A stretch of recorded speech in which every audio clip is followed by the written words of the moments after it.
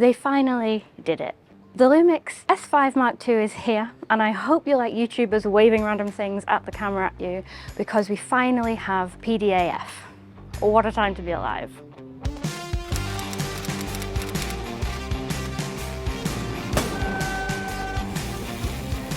There's a lot more to talk about than just the autofocus.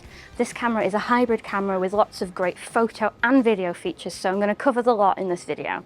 Let's start with photography first. Now, the S5 has always been brilliant for low light performance. The ISO almost isn't a factor for me anymore because I know whatever it ends up as, it's still quite clean. We still have our dual native ISO sensor, and the S5 Mark II is absolutely stunning in low light. I was in some very challenging situations in the city for photo and video, and the photographs are very clean, very crisp, and the colours are gorgeous. So if you are looking to shoot photographs in more challenging environments like live photography or weddings of an evening or street photography at night, this is absolutely up there with the best of the best. So in the photography upgrades, we have a 30 frames per second photography burst mode, which is continuous autofocus. It does use the electronic shutter, and it does switch to the contrast-based autofocus for the specific mode just so that it can keep up. But so far I've found that it's very accurate with very few misses, and if you want to shoot things like birds or sports or anything that moves quickly, this is going to be a great feature for you.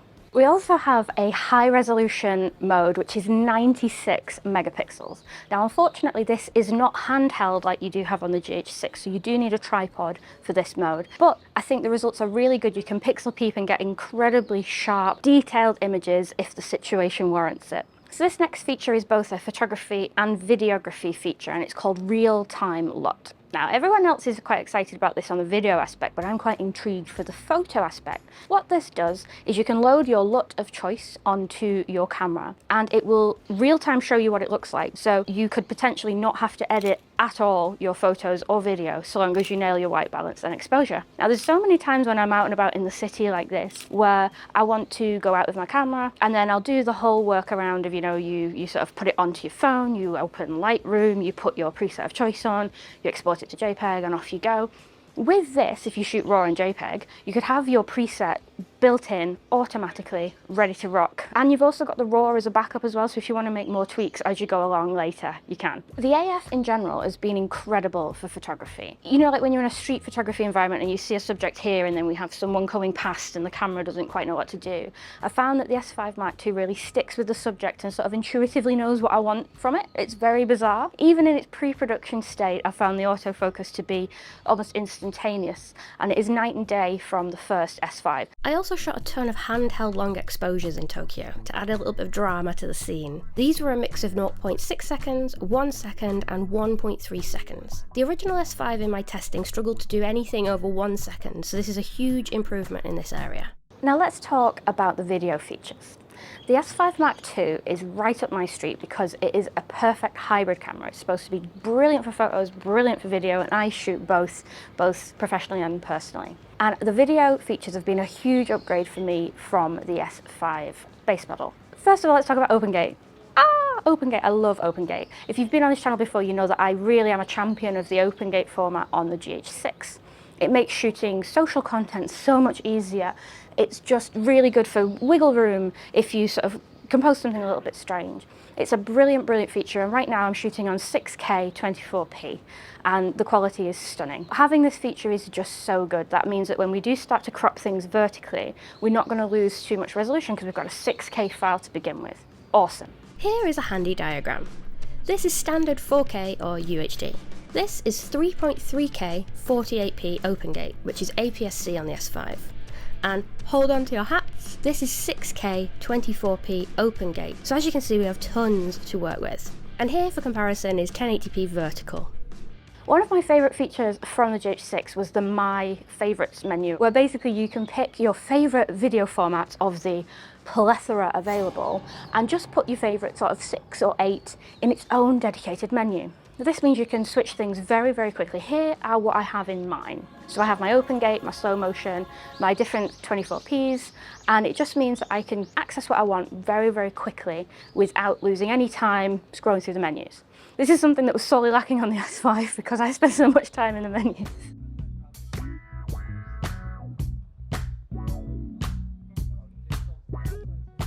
Oh, this looks very promising, doesn't it?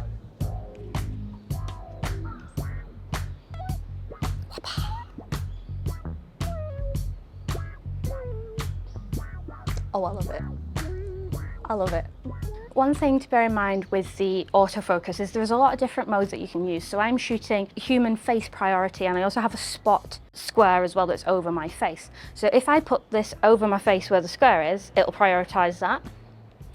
And then if I put it next to me, I think it should probably still prioritize me, because that's what I'm telling the camera to do. So if you are putting things towards camera, and you'll see it in a lot of other reviews, if you can still see your face, it'll sometimes prioritize the face, but that's literally because I'm in face priority mode. See, it sees my face, it still likes my face, it's not getting swayed. I quite like that. I quite like that because you want it to be sticky. You know, the worst thing about the GH5 was it would get bored, sort of. Like, if I'm staying on camera on the GH5, it would pulse behind me to try and find something else to focus on, whereas this camera is very, very sticky. It wants to keep the human in focus no matter what. So this should follow my face. Screw that lens. No one cares about that lens. But now it should follow the object. Love it. Love it. Me again. I'm very pleased to say that we now have 120 frames and 100 frames just as a normal format that you can choose within the camera. It's only HD, but it is 422, so really high quality, and I think it's 150 megabits a second, though I'll put on screen if I've got that wrong off the top of my head. Either way, it's an absolute massive step up from the slow motion features that we had in the S5. In the S5, they're all stuck in this quick and slow and quick dial mode, which I just found a little bit of a faff. Having it just in the menu that you can click and use and off you go is really good. So we now have HD, 120 and 100, and we have 4K 60 and also 4K 48, which I'm really happy to see on here because it's often an overlooked format, the 48p, but you do get so many benefits from that. Like if you are syncing it to music that's double timed, you can half it and it's easier to understand, and you get absolute proper 50% slow-mo with 48p. So really happy with the slow motion upgrades on this camera. 1 week later. So everything was all so exciting in Tokyo, I kind of forgot to film quite a lot of my 120p test footage. But luckily I'm in the Isle of Man this week, which is already on slow motion. I don't know why I'm filming a seal in 100 frames a second, because it literally isn't moving. I'm really struggling to find anything slow-mo-y, but I'm going to do my best. I mean, look at these seagulls. They're already like in slow motion. That's 24p.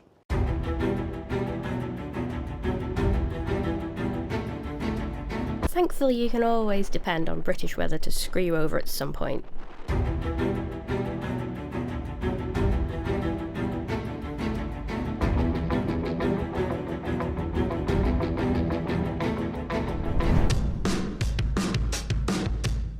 So this is the S5 Mark II with the 1.0 firmware, and I just wanted to check some Jello in the corners. Let's see how we get on. I'm going to compare this to the S5. And once more with feeling for the original S5. How are the corners looking? How are we doing? I think I've buggered up the mic levels on this one. but it's not an audio test, so we're okay. This is the S5 Mark II again, me just walking as normal as I can. I'm not really making any adjustments. And I'm just holding it on the base of the camera because I forgot my selfie stick. So this is the original S5 in exactly the same sort of scenario with the 18mm lens. So my findings once I upgraded to the 1.0 firmware after Tokyo is that the Jello is brilliant and the stabilization in general seems to be a heck of a lot better than the original S5. I've taken some handheld shots just walking across crossings and things here in Tokyo, and it just looks like I've got a gimbal with me, but I've not.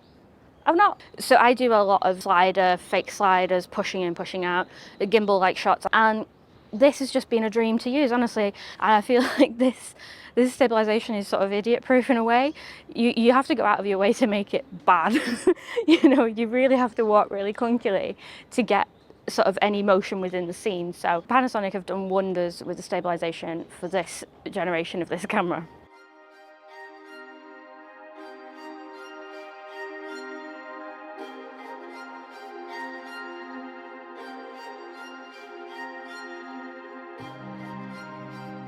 So let's talk about what was always good about Lumix. So we've always had the amazing colour science. We've always had the great skin tones and the great sort of push and pull in the log files. And I think it's very important to remember that the preconception has always been, you know, the colours are good, but the autofocus is crap. And now it's like, you've got everything. Now Lumix has the great colour science and always has. They've got really strong autofocus. They've got really ridiculously strong stabilisation. They've got great low light performance, great form factor, great price point. It's just a no-brainer at this point. They've really just knocked it out of the park. That was me playing baseball. That's about as good as it gets. So what about some negatives? Really wish the S5 Mark II had a tally light. I've never used one until I had the GH6, and now I don't know how I lived so long without one. It's such a small thing, might not be important to some people, but when you shoot on your own like this, having a big blooming light in the corner that tells me I'm recording is really, really handy. I'm a bit sad not to see that, but to be honest, I think I did struggle to fit it in. Two things that I'm really, really happy about that on my sort of mental list of what to expect were on here was I was expecting a bigger form factor because we do have a fan in this camera, and like the GH6 went bigger, I was expecting this one to be a little bit more chunky. However, it's not. It looks basically exactly the same as the S5. They've just redesigned the fan technology to make it really incognito, which I think is really cool. The other thing I expected, and I'm glad I didn't see, was I was expecting to need the CF express cards rather than SD. But no, we have dual SD recording, which is music to my ears, because one of the things that annoys me a little bit about the GH6 is you have a CF express card and an SD, and some formats can go on one and not the other, so you can't really dual record sometimes as a backup when you're working. And as a wedding photographer, or as anyone who just values security in their work, having dual SD recording is a must. So I'm so glad that we still have that capability here, and I don't have to run out and buy really expensive new cards. I think it has ticked off the boxes for everyone who's complained about the S5 in the past. And you know, we've all wanted the better autofocus for so blooming long, and I'm so glad that it's here. And not only it's here, but it's here and it's been done properly, in my opinion. Like, they've not rushed it out. It's not just a box ticking exercise. It's actually genuinely blooming impressive. So I'm really happy. The S5 was a great camera to begin with. This is just taking it to that next level, and I have to say the price point is so attractive. It's ridiculous. For me, my favourite features are the low light performance just being a supreme, and the autofocus kicking butt. I also really like that we have better open gate features compared to the S5 because I use it all the time, and I really like that we have more robust slow motion features compared to the S5 because they were a bit bad to the S5. A little bit, in my opinion. Your results may vary. I'll put the next video in this series up here once it's available. I have so many things planned. We're going to go out and do real-time LUT. We're going to do all the things you want to see about this lovely shiny new camera, so stick around for more of that.